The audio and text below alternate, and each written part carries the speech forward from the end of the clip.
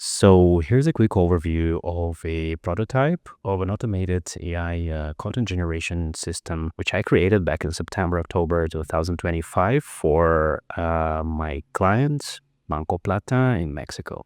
That was an attempt to create a system that would allow to streamline the creation of UGC-style AI-generated content for performance marketing.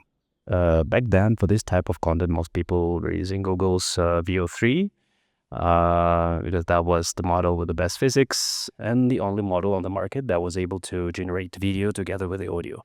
But I wasn't very happy with the quality. There was quite a lot of morphing, which gave away the fact that it was generated with AI. And also the voice consistency was a persisting issue.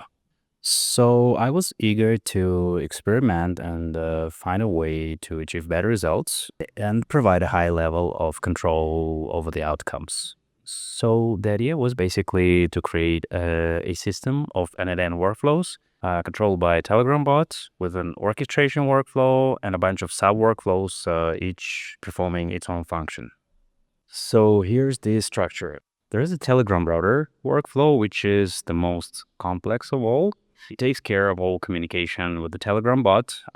It receives the message. It determines what type of message it is. If it is the script, which is usually the first message the user sends, it sends it to the brain workflow. The brain workflow is where all LLM magic happens. It analyzes the script, parses it, creates an execution plan, creates a voice design prompt for 11 labs, and a text-to-image prompt for the key image.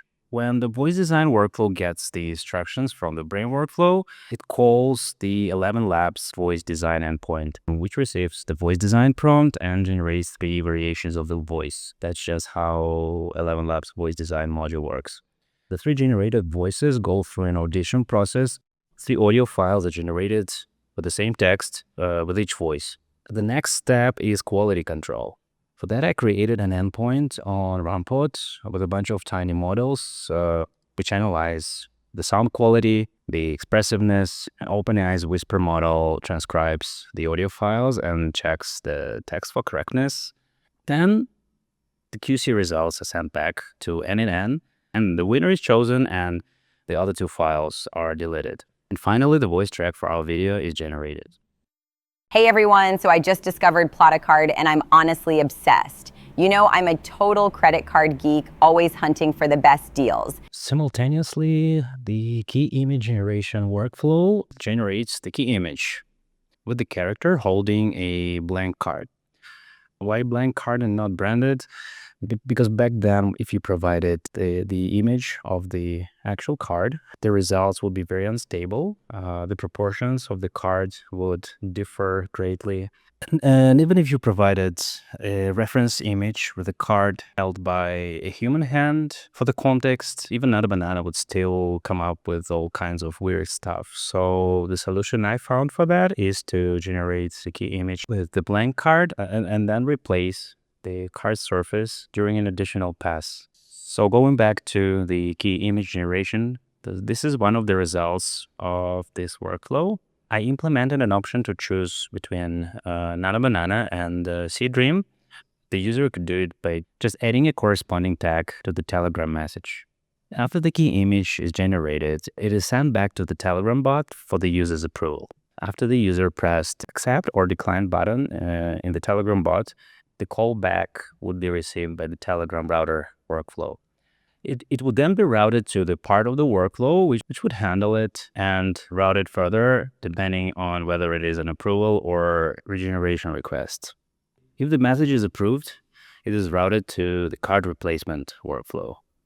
This one is pretty straightforward. It basically has a simple text prompt saying replace the generic card with the branded Plata card design and a reference to the externally hosted image. So after running this workflow, we would get an image of the character holding a branded card.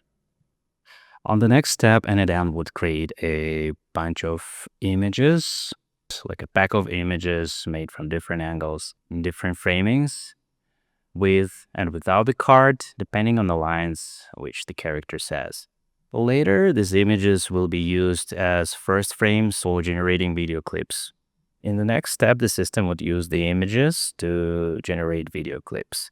Then each clip would be matched with the corresponding clip from the generated voice track and sent for the lip sync. For the lip sync, I had two options. First one being Hey Jen, which was good for the talking heads, but did not allow producing any movement of the character or any kind of action.